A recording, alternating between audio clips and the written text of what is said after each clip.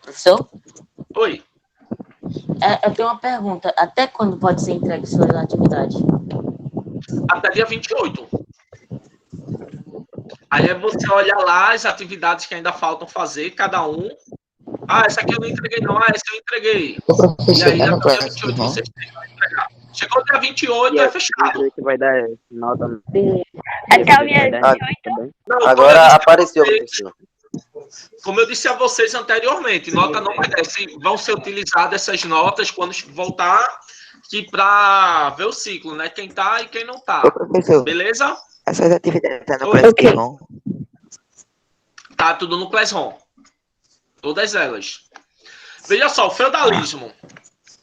Que foi, né, o primeiro assunto que vocês devem ter visto no início do ano.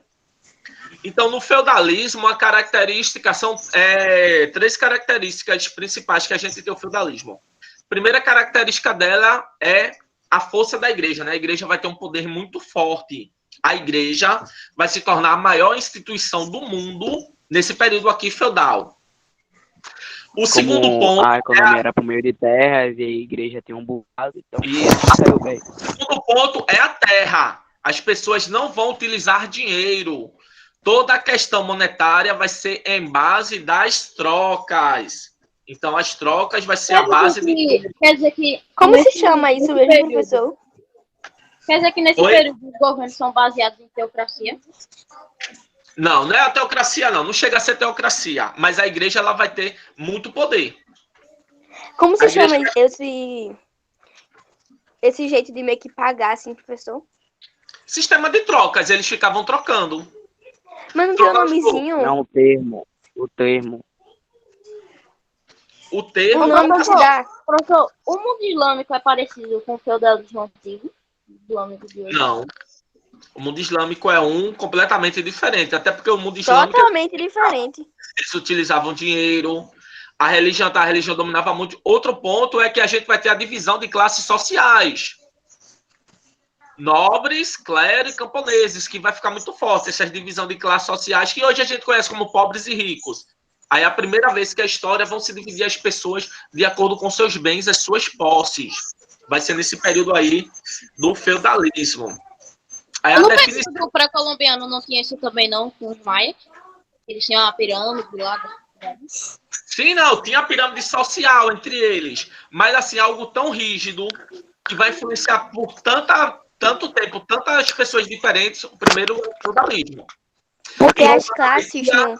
Em Roma tinha patrícios, plebeus, clientes e escravos, existiam as classes sociais. Mas essa divisão de, você vai ser isso, você vai ser aquilo, que eu vou mostrar a vocês, vou exemplificar bem aqui, né, durante esse... É como se fosse um trabalho, né, professor? Tipo, cada um vai fazer o seu papel, dependendo da sua cada um vai classe. ter o seu papel dentro da sociedade, É porque eu achei que as pirâmides sociais sempre tivesse assim na história, sabe? Toda essa sociedade... Não, sempre existiu a diferenciação. Eu sou patrício, eu sou plebeu, eu sou cliente. Eu sou nobre, eu sou sacerdote, eu sou camponês. Sempre existiu. Mas no feudalismo era uma sociedade estamental. Você nascia nobre e morria nobre. Você nascia do clero e morria do clero. Você nascia plebeu, que é os camponeses, e você morria camponês. Então, apareceu para todo mundo o outro slide com o nome feudalismo e a definição. Sim. Então, o feudalismo é instituído num período conhecido por Idade Média. A gente tem a Alta Idade Média, que vai do século V ao século X, e a gente tem a Baixa Idade Média, do século XI ao século XV. Então, o feudalismo é dividido nesses dois termos. O termo feudalismo, ele significa que é um sistema político, econômico e social que vai predominar durante a Idade Média e que vai se basear na relação servil de produção, ou seja, vai ter um senhor e um servo. Se baseava nessa questão, nessa hierarquia social. É essa questão que nunca existiu. As pessoas eram servos, acabou a escravidão, não existe escravidão. Mas o servo, vocês vão perceber que é quase igual, se não pior, do que ser um escravo. Aí a organização econômica. Dentro do feudalismo, como era a organização econômica? Era uma imensa propriedade rural, governada pelo senhor, que era chamada de feudo. Vocês já ouviram essa palavra, né? Vocês já tiveram até essa aula no início do ano. Sim, Então, aí, sim, mesmo... foi. Oi? Foi, a gente teve essa aula. Agora, professor, eu tenho uma pergunta. Pode. Nesse tempo do feudalismo, já existia burguesia? São os comerciantes? Não, a burguesia vai surgir mais na frente. Vai surgir. Vocês vão estudar burguesia o ano que vem, 8º ano. 8º ano vocês vão ver. Né? Burguesia e proletariado, que é o sistema capitalista que vai surgir antes da Revolução Francesa. O senhor vai ser nosso professor próximo ano? Não sei ainda. Eu sei que eu tô com o 6º e 7º ano. O 8º eu não sei se eu vou estar com o 8º. Poxa. Então, era a imensa propriedade rural governada pelo senhor feudal, era chamado, né? Era chamado de feudo.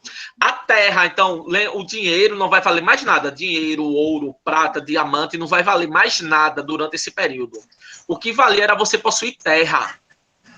Você ter terra era igual a você ter prestígio social, as pessoas babarem você, né, numa palavra atual. Você ter status, a terra ser uma fonte de riqueza. Então, a maior fonte de riqueza era a terra. Quanto mais terra eu vou ter, mais rica eu vou ser, mais influente eu vou ser nesse período. Nesse período aí, a Igreja Católica Apostólica Romana, ela vai ser dona de quase metade das terras da Europa. E a gente vai ver como ela conseguiu esse prestígio, né? Metade, imagine só, metade das terras europeias pertenciam à Igreja. A economia era monetária, ou seja, não existia moeda, e era de subsistência. Eu só plantava aquilo que eu realmente consumia, ou aquilo que eu precisava, eu fazia a relação de troca com meus vizinhos. É muito parecido com a agricultura familiar, né? É.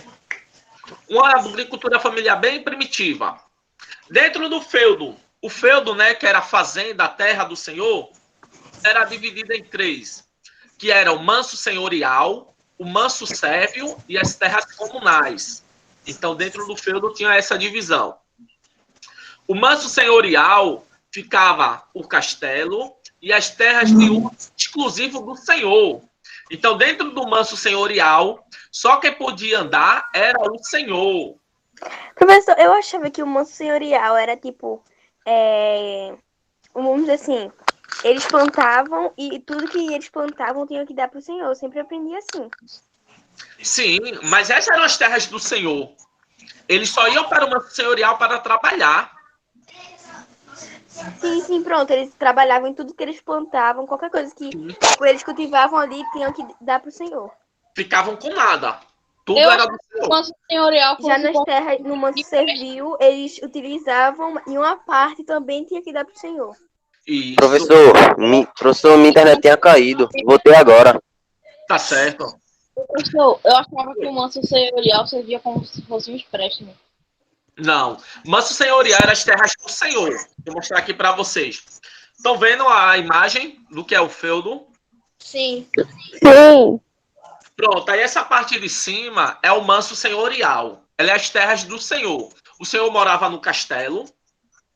E essa parte aqui do manso senhorial, os servos trabalhavam nela e não ficavam com nada. Não podia pegar uma espiga de milho, um caroço de feijão. Se ele pegasse isso, era passível de morte, condenação à morte.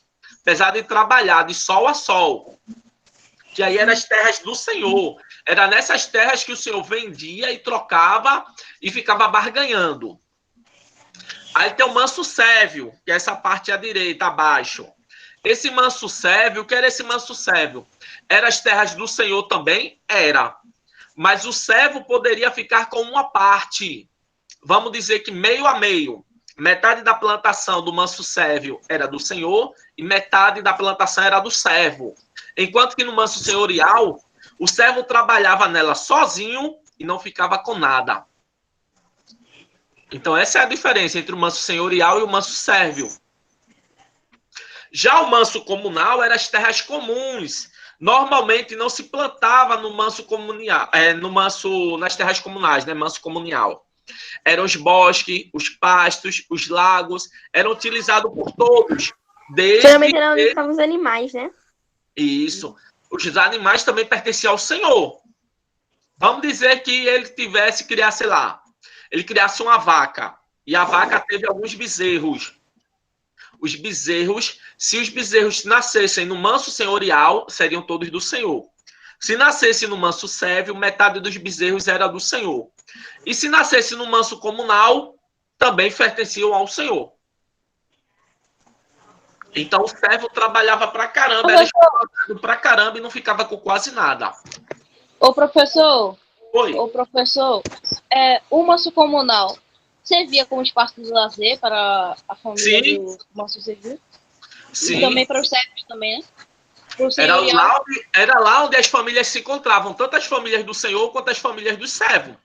Um senhor feudal, normalmente, ele tinha de 100 a 200 servos. E se, por exemplo, uma filha do senhor encontrasse uma filha de um servo, um filho de um servo, o que é que acontecia? Ele era morto, o servo? Sim, não podia não. Não podia, não? Normalmente, veja só, o que acontecia muito nesse período, quando a gente fala assim, questão de relacionamento, o amor é uma invenção relativamente nova. O amor, essa questão, estou apaixonado, vai nascer com romantismo, né? Os poetas românticos. Não sei se vocês já viram em língua portuguesa. Eu achei que o amor tivesse surgido na definição platônica. Não. Na Grécia Antiga. Na Grécia Antiga eles nem falavam de amor. O amor só vai surgir o amor, a instituição do amor, no final do século XIX, do século XX, com os poetas românticos. Já se falava do amor, mas assim, o amor o amor sempre se falou, desde a pré-história, relatos lá dos primeiros escritos lá, que alguém já falava do amar. Estou amando, estou gostando. Não o amor, a palavra amor, mas o sentido do amor. Só que essa questão do eu vou me casar com aquela pessoa que eu gosto, que eu amo, só vai surgir no final do século XIX, início do século XX. E para as mulheres, era pior ainda, porque só na metade para o final do século XX é que as mulheres vão ter direito ao amor, né? Que vão poder se casar, namorar, tal, com aquelas pessoas que elas gostam. Até então, principalmente nesse período aí feudal, tinha uma questão bem interessante que era a questão do dote. Você tinha que pagar para casar. Se você não pagasse, você não casava. Então, o filho do senhor, ele podia namorar com a filha do servo? Poderia. Se ele, por exemplo, ele engravidou, fez alguma besteira lá com a filha do servo, se pagava como esse servo, dando um lotinho de terra a mais para ele. Já se o filho do servo mexesse com a filha do senhor, normalmente ele morria. Porque tudo dependia do dote. Essa era a instituição, né, que valia nesse período aí. Aí, voltando aqui, a organização social. Era uma sociedade estamental. O que é uma sociedade estamental? Cada grupo tinha a sua função específica dentro da sociedade. Pessoas que faziam parte do clero, outras pessoas faziam parte da nobreza, e o resto eram servos. De vocês, quem são os primogênitos dos pais de vocês? Os primeiros filhos. Eu sou a única. Eu. Eu sou a segunda. Eu sou a primeira, eu tenho uma irmã. Na verdade, eu sou a segunda. Meu pai é. Quem é o primogênito? Eu sou a O primeiro filho. Eu. Pronto, vocês que são primogênitos. Eu. Você hoje vocês estão estudando, e no futuro cada um vai ter uma profissão diferente. Eu quero ser médica, quero ser professor, quero ser engenheiro, quero ser advogado. Vocês vão escolher a profissão de vocês. No período feudal, o primeiro filho, independente se é homem ou se era mulher, o primogênito tinha que seguir a igreja. A igreja que tomava conta do primeiro filho. O clero tomava conta. Você ficava com seus pais até você completar mais ou menos 4 a 5 anos de idade. Quando você completou de 4 a 5 anos de idade, você era doado para a igreja. A igreja ia ser responsável pela sua educação e você, obrigatoriamente, teria que seguir uma vida religiosa. Só o primeiro filho. Ele teria que ser frade, né? Oi, Frade pode falar. E se os pais recusassem a doar o filho para a igreja? Oi, fala de novo, Eduarda, por favor. E se os pais recusassem? Aí, durante o feudalismo, as pessoas que não queriam dar eram expulsas do feudo. e eram expulsas de todos os feudos, as pessoas iam ser expulsas, e sem falar que a igreja, ela espalhava boato de que as pessoas que não faziam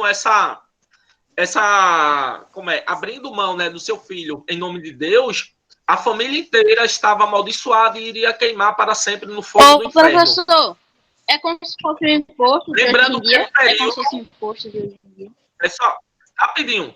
Lembrando que é um período em que a igreja era a instituição mais rica do mundo, a igreja influenciava as pessoas em tudo. Então ninguém não pensava, pouquíssimos eram as pessoas, e a gente vai ver o que acontece com as pessoas que, mais na frente eu vou falar para vocês, o que aconteciam com aquelas pessoas que não respeitavam as leis e tradições da igreja. O que aconteciam com elas, que eu vou falar para vocês, que é o Tribunal do Santo Ofício e a Inquisição. E aí essa família que não quisesse doar não, né? Dar para Deus o seu primogênito, independente se fosse homem ou se fosse mulher, essa família sofreu os castigos. Lembrando o seguinte, outra parte também que a gente deve levar em consideração. As famílias nesse período tinham muitos filhos. Tinham 10, 12, 15, 18 filhos. Alguns até chegaram a ter alguns relatos na história de algumas famílias de ter mais de 30 filhos. Mas o que acontecia? As pessoas morriam muito. A pessoa com 28 anos, 29 anos, a pessoa já era considerada anciã no período feudal. Imagine só, com 28, pronto. Eu tenho 33 anos. Se fosse no período feudal, já era um ancião, já estava no pé da cova. Enquanto que no nosso mundo hoje, a expectativa de vida no Brasil, a criança que nasce hoje, a expectativa é que ela vai viver até 86 anos. Então vejam que diferença. A gente ganhou mais de 50 anos com relação ao povo antigo, ao povo feudal. Hoje a nossa expectativa de vida. Então mudou completamente. E lembrando que era um período que as pessoas passavam muita fome, muita necessidade. Então, tirando o primogênito, era uma boca menos para eu sustentar. Outro ponto também que deve levar em consideração, tinham muitos filhos. Mas para os pais, principalmente as famílias servas, o mais interessante era eles ter filhas. Muitos abandonavam o filho. Como não tinha ultrassom, não tinha nada. Observou. Vai nascer um filho. Muitos abandonavam. A criança nasceu, bota na floresta e deixa os lobos comer. Por que, professor? O filho homem... Porque o filho homem, ele além de ter que criar, dar alimento, dar roupa, não dá educação, não. O filho homem, ele dava alimento, dava roupa, agora ele também ia ajudar lá, assim como a mulher. Mas a mulher, o que acontecia? A mulher, quando ela tivesse idade de casamento, 11, 12 anos, a mulher está na idade de se casar no período feudal, o pai ia receber o dote. Ou seja, era como se fosse um investimento. Eu vou ter filhas, minhas filhas, quando tiverem idade de casar, eu vou colocar elas para se casar. E vou receber o dote. Hoje em dia, vocês vão ver isso ano que vem. Mas hoje é a famigerada festa de 15 anos que se tem. Os 15 anos, os príncipes vão estar lá. Tal. A origem da festa de 15 anos eram nas cortes, no final já na Baixa Idade Média, nas cortes, onde os reis e os nobres apresentavam suas filhas aos 15 anos para os pretendentes. Para se casar. Por isso que é tão importante. Partiu, lavra. Em outras palavras, era isso que acontecia. E hoje em dia, aos 15 anos, é como se fosse uma festa linda, debutante lá, as mulheres todas lá, as meninas lá, que tem os 15 príncipes lá. Não tinha 15 príncipes. O pai anunciava no nobre o que acontecia no final da Idade Média, nos 15 anos. Estou com a filha, em perfeitas condições. Ele botava um anúncio no jornal, dizendo, a minha filha vai ter 15 anos e vai ter a festa dela lá, com a valsa, tudo mais. Quem tiver interesse na minha filha tem que levar tanto dote. E aí a primeira valsa, o pai dançava com a filha, como se fosse a despedida do pai com a filha, a primeira valsa. E aí depois os homens lá, os velhos, normalmente eram um bocado de velho babão, que estivesse interessado naquela criança, né, 15 anos ainda, estivesse interessado com ela, ia dançar com ela lá, e aí depois iam para uma espécie de leilão.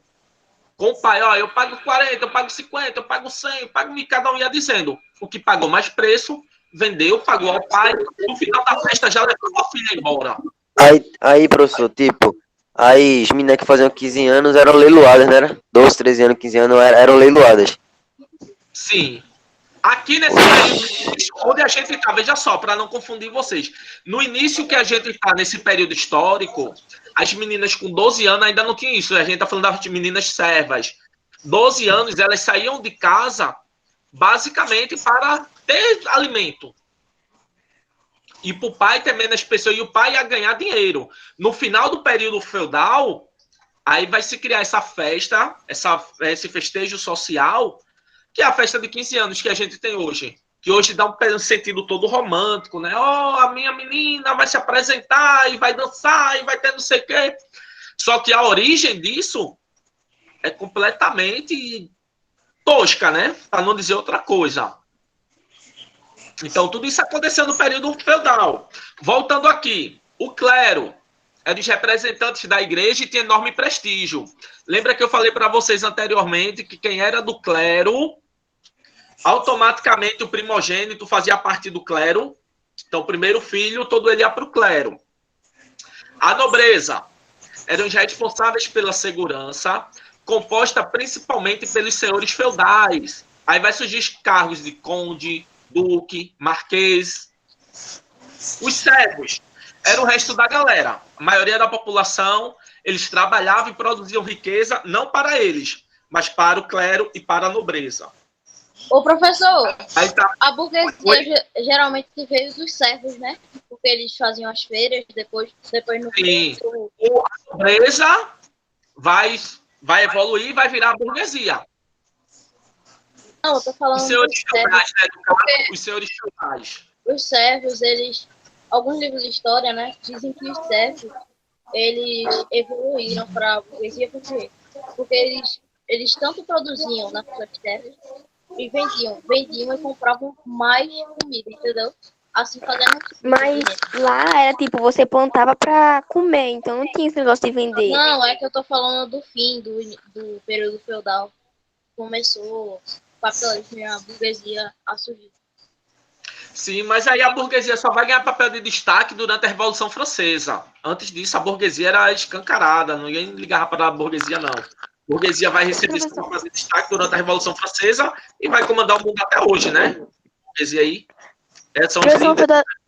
No feudalismo daquele negócio, né? Nasceu servo pra sempre servo, né? Sim, sociedade estamental.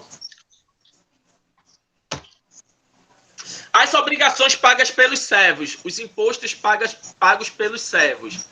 A gente tem a corvéia, que era o trabalho gratuito dos servos na agricultura, nas construções e também no manso senhorial, era chamado de corvéia. Tinha a banalidade, que era o imposto pago pela utilização da infraestrutura do feudo. Você usar uma pá, um carro de mão, moinho, o forno, o celeiro, os cavalos. O que você utilizava do seu feudal, você tinha que pagar. Mesmo você estando trabalhando no manso senhorial, se você utilizasse instrumentos, você tinha que pagar imposto por aqueles instrumentos. Então, veja só, estou trabalhando para a pessoa de graça e ainda vou ter que pagar um imposto para aquela pessoa por estar utilizando um carro de mão, uma pá, uma enxada. Era isso que acontecia no período feudal. Talha, que era a porcentagem, quase sempre a metade, entregue ao senhor pela produção no manso sérvio. Mão morta, que é o mais absurdo, que era o imposto pago pela morte do chefe da família, ou seja, morreu, e se fosse o chefe da família, a família tinha que indenizar o senhor, porque o senhor perdeu um servo. Ou seja, morreu um parente seu, você está triste e você ainda tinha que pagar o imposto ao senhor para estar vivendo lá, para continuar utilizando as terras, que era o imposto chamado de mão morta. Tinha a captação, que era o imposto anual pago individualmente ao senhor.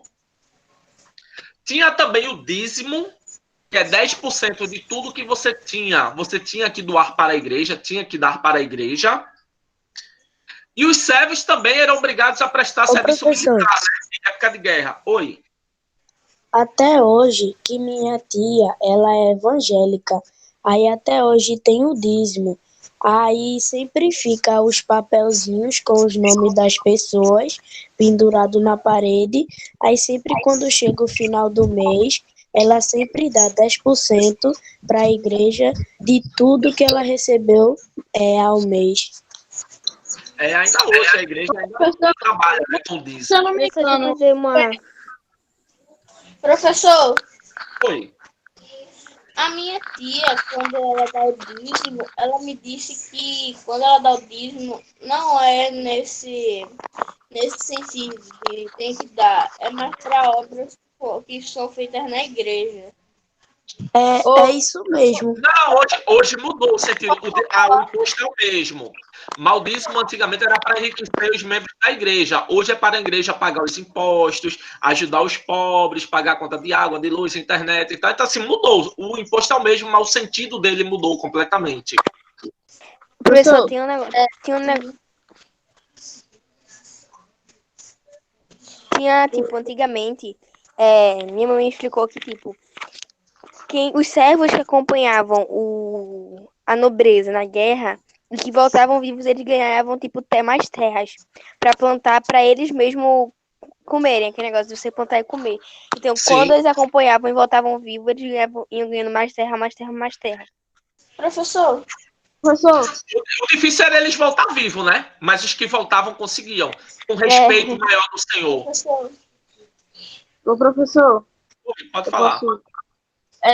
eu queria falar também que, se eu não me engano, foi um tratado que a Igreja Católica fez no século XVIII, que desde lá os 10% não são obrigatórios. Você pode doar quanto você quiser, mas ou também não doar. Mesmo assim, você vai fazer parte da igreja. Sim, hoje nada é mais ou menos. Naquela época era obrigado. Estamos falando do século 7 e 8. Então, estamos falando que de 1.400 anos atrás. Então, assim, mudou. O mundo mudou, né? Completamente. Professor, Oi. eu queria perguntar, que eu tenho uma dúvida, assim, mais ou menos. Em que ano foi, assim, que as pessoas deixaram de fazer isso? Deixar de pagar por terras, deixar de trabalhar de graça, começar ao nosso mundo real mesmo. Mais ou menos foi em que ano? Ainda não acabou, né? Porque a gente ainda paga pra O poder. regime feudal parou de funcionar por causa da evolução do mundo, ele parou de funcionar. Foi na Aí Revolução teve que Francesa. trocar tipo, a pra gente ainda- troca de... O mundo como a gente conhece hoje, são duas grandes revoluções. A Revolução Francesa e a Revolução Industrial. Essas duas grandes revoluções, elas vão modificar o mundo como era e vão ser a base do mundo que a gente conhece hoje. As pessoas querem se rebelar. Imagina só, quando vocês estudarem, poxa, para mim, o assunto que me fez ser professor de história foram dois. Guerras, eu adoro guerras, sou uma pessoa extremamente viciada em guerras. Eu gostei E a Revolução Francesa, que foi quando o povo se rebelou, não deixa de ser uma guerra, foi quando o povo se rebelou contra os líderes, contra os ricos, e o povo tomou o poder. Mas depois o povo mesmo vai fazer as merdas, vai fazer as besteiras. Vocês, seja comigo, na Revolução Francesa. a Revolução Francesa ela é muito linda. Vocês tiveram a oportunidade de estudar, ler sobre ela. Quem gosta de história vai se apaixonar mais ainda pela história com a Revolução Francesa. Os meus assuntos favoritos são Brasil, colônia, com certeza, e islamismo. Ô, professor, eu não gosto muito desse assunto porque na Revolução Francesa Vinícius, desliga o microfone. foi uma das ditaduras populares com mais crueldade que teve na história da humanidade. Sim, mas o mundo é cruel. Pra Vamos mim, continuar. Brasil, colônia e islamismo são os melhores. A Brasil Colônia é massa também. O Brasil Colônia, o que é ruim é a escravidão, né? Do Brasil Colônia. Mais de filosofia e teologia na história.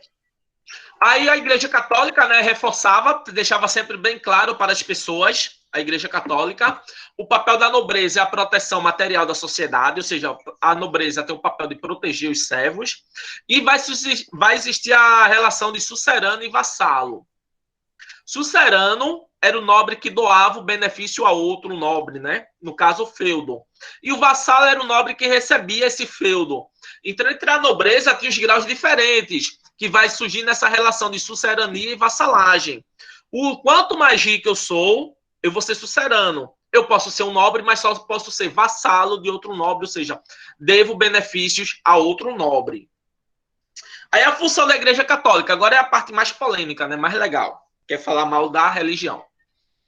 O senhor feudal, ele tinha um poder local.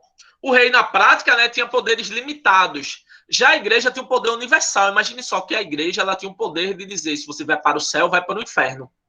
Como ainda hoje, né, ela utiliza muito essa questão desse poder. A igreja ela vai influenciar a vida e o comportamento das pessoas. Ainda hoje a gente é influenciado. A nossa vida e o nosso comportamento são guiados por princípios religiosos. A igreja ainda hoje... Para vocês terem uma ideia, na cidade do Recife, se eu não me engano, 25% dos prédios que tem no centro do Recife pertencem à Arquidiocese de Olinda e Recife. A igreja católica, ela ainda é dona de quase 30% das terras do Brasil, pertence à Igreja Católica. 15% das terras europeias pertencem à Igreja Católica. Ela é a instituição mais rica e poderosa do mundo. Não tem governo americano, não tem governo chinês, não tem Coca-Cola, não tem Nike, não tem Facebook. Ninguém é tão rico e tão influente, tão poderoso no mundo como a igreja é.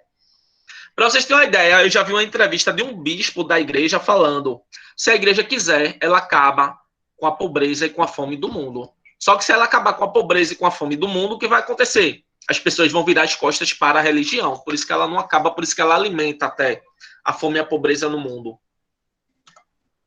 A organização da igreja, com quem, professor?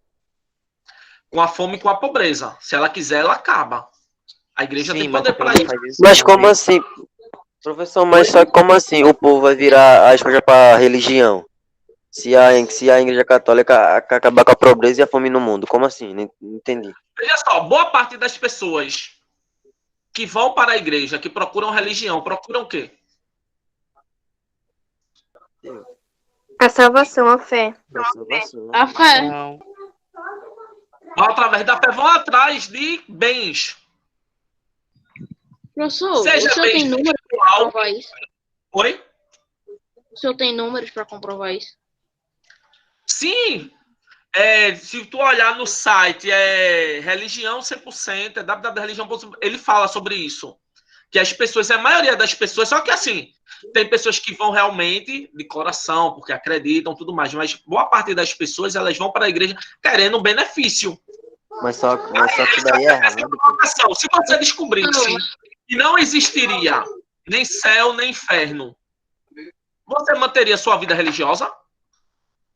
Sim. Você nasceu, criou-se, morreu, lascou-se. Você não vai para o céu nem para o inferno. Você manteria sua vida religiosa, porque a gente mantém. Pronto, eu sou cristão. Apesar de não seguir, eu acredito muito no cristianismo, tenho muita fé em Deus. Eu também. Mas por quê? Porque quando eu morrer, eu quero ir para o céu, eu quero ficar lá com os anjinhos, ruas de cristais na floresta correndo. Eu não quero ir para o inferno sofrer no fogo e enxofre, não. Como eu acredito no inferno... Então, na verdade, eu sou cristão porque eu quero que as pessoas sigam a minha religião. Sejam iguais. Fala de novo, por favor.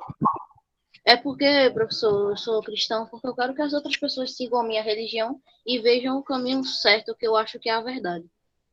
Então, Eu aí não tu já tenho tá religião. errado. Aí tu já tá errado, porque todas as religiões são certas. Não existe religião certa nem errada. O caminho que eu acho que é a verdade, entendeu? Não, aí esse é o caminho, pronto. O caminho que eu acho que é a verdade é o caminho que eu sigo, mas eu não posso obrigar as outras pessoas a seguir o mesmo caminho que eu. Cada um vai seguir naquilo que Mas pode dar o exemplo para elas decidirem. É isso que eu É tô exatamente isso que Yasmin falou. Catequizar as outras pessoas. Mostrar às pessoas o que eu acho que é a verdade. O que eu acho que é a moralidade e o que eu acho que é a minha religião. então, o Islã fazia a mesma coisa. O Islã faz a mesma Pronto, coisa. não foi o que ele Só fez. que bem pior, obrigado. Ela faz a A mesma gente coisa. dá o exemplo e a pessoa dá em sequência. Mas o Se ela islamismo quiser, ela porque obrigava a pessoa a seguir imita aquela religião. É porque, professor, a religião cristã, eu acho que é uma das religiões mais pacíficas que tem. Na atualidade, né? Ela é uma das que Agora, mais... A religião cristã que mais ferrou o mundo. Ela sempre botou o mundo em guerras. Os poderosos estão aí, em boa parte, seguindo Jesus Cristo. Vejam só. Jesus Cristo, a palavra dele é do caramba. O que ele pregou, o que ele deixou, sim. Mas o que os homens fizeram, os homens deturparam a religião cristã, não. Por isso que eu digo, eu sou cristão, mas eu não sou. A religião Eu não cristã acredito em Cristo. Vamos voltar aqui, porque senão a gente vai debater que religião até amanhã de manhã, viu? Porque cada um tem a sua. Cada um acha que a sua é certa. Professor, rapidinho. Fala. Eu lembro de que eu assisti um filme chamado Alto da Compadecida. E o Melhor é filme bem brasileiro. engraçado que fala sobre nordestino e tal. Pronto. Mas o padre, ele não tá nem aí pra religião e sempre quer só dinheiro e tudo. Não só o padre, mas boa parte dos líderes religiosos de todas as religiões estão nem aí. É só questão de status, questão de mandar. Por isso que as religiões se perdem no meio do... A religião era para ser algo bom, algo benéfico para todo mundo. No final, a religião Professor, morre por causa de religião, porque é super errado, na minha opinião. Bora lá, voltando aqui. O clero era dividido em clero regular, que vivia em contato com os fiéis, e o clero secular, né, que viviam nos mosteiros. Ao clero coube a conservação... Oi? Eita, eu troquei, foi... O secular foi, agora que eu li, o secular, ele vivia em contato com os fiéis. Quem é o clero secular? É o padre, é o monge, é o coroinha, aquela pessoa que está em contato diariamente com o fiel. Já o clero regular é aquele que está fechado nos conventos e nos mosteiros. É o bispo, é o arcebispo, é o próprio papa. São aquelas pessoas da alta hierarquia da igreja que eles só têm contato entre eles mesmos. Eles não têm contato com o público. Eles não falam com o público, eles não pregam para o público no geral. mas, professor, e a ordem franciscana e outras ordens de frades? Eles são seculares ou regulares? Porque eles entram em contato com o público, mas vivem em mosteiros. Sim, mas aí a gente está falando, veja só, a gente está falando do início do feudalismo. Essas ordens vão ser no final do feudalismo que vai mudar, que a gente vai ver mais na próxima semana ou na outra a gente vai ver. Que essa mudança, a gente está falando, lembrando, botem na cabeça de vocês, estamos falando do século VI, do início do feudalismo. Depois vai se mudar muitas dessas concepções dentro da igreja. Essas concepções. Hoje, essas... O início do feudalismo começa com a queda do Império Romano, né? Sim, com os bárbaros, com a invasão dos povos bárbaros. A queda do Império Romano. Isso. A organização da Igreja Católica, né? Os monges eram responsáveis pela cópia-mão de livros chamados, era chamado de mestres copistas. Nas universidades que vão surgir do século XI ao século XV, eles estudavam basicamente teologia, matemática e medicina. Só existem esses 3 cursos. Teologia, matemática e medicina. As 2 primeiras universidades que vão surgir são a Universidade de Oxford, na Inglaterra, e de Coimbra, em Portugal. São as 2 primeiras. Oi? São as básicas, né, para a sobrevivência do ser humano. Matemática. Como? Porque são as coisas básicas para a sobrevivência do ser humano, né? Teologia, matemática e medicina. Não, porque matemática eles queriam comandar os números, né? Saber os números, só quem sabia ler e escrever eram os membros da igreja, que só existia escola para padres, frades e monges, a população no geral. Mesmo você sendo da nobreza, você não sabia ler nem escrever. O estudo estava ligado à religião, por isso que eles tinham que saber, né? Medicina, para tentar cuidar das pessoas. Matemática, para tomar conta do dinheiro, das questões numéricas, e a teologia para espalhar a religião. Professor, nesse período nascem as casas de misericórdia? Não, as casas de misericórdia vão nascer no século XVII. Professor, quantos anos tem a Universidade de Oxford? A de Oxford, ela vai fazer 1 milênio agora, em 2100 e pouco. No próximo século, a gente não vai ver, provavelmente, nossos bisnetos, tataranetos, né? Ela vai ser a primeira instituição educacional milenar, vai ser a Universidade de Oxford. Pode fechar. Então, essa universidade existe há muito tempo mesmo, hein? Você já faz 1 milênio que ela... Se já faz um milênio que ela existe. Muito tempo mesmo que ela existe, então. Um milênio. Muito tempo que ela já está na Universidade de Oxford. Oi? Ô, professor, mas Também, né? Sim, mas a Coimbra é um pouco mais nova. A Coimbra ainda falta quase 2 séculos para ela fazer. A de Oxford foi a primeira de todas. ô, professor, me tira uma dúvida. Mas já se sabe quem foi que criou a igreja? Ah, não, as universidades. Foram As os papas. universidades. Os papas e os bispos, eles vão organizar e as primeiras instituições educacionais vão ser criadas e domadas pela igreja. Eu me Os esqueci papas, agora. mas sabe, Da ciência, eu me esqueci agora. Que mas sabe quem foi? As pessoas em si? Tipo, o nome das pessoas, quem foram as pessoas, qual é o nome dos papas que criaram, sabe? Tipo um nome específico, um papa tava do nada, eu vou criar uma universidade. Isso. O concílio de Nicéia. O papa foi no papado de Nicolau III, que foi feito o concílio de Nicéia. O Nicolau III, mas não foi ele especificamente. Mas, E lá ficou instituído isso, que iam criar essas instituições para educar. Entendi. Mais alguma dúvida? Não, só essa mesmo. Pronto, hoje a gente vai terminar por aqui, porque na próxima semana a gente vai falar sobre a Inquisição e o poder da Igreja Católica. Né? A gente vai ver como as pessoas matavam em nome Tchau, da professor. Professor, me tira uma dúvida. O senhor vai fazer mais alguma avaliação para fechar com as notas? Não, esse ano mais não, com vocês não.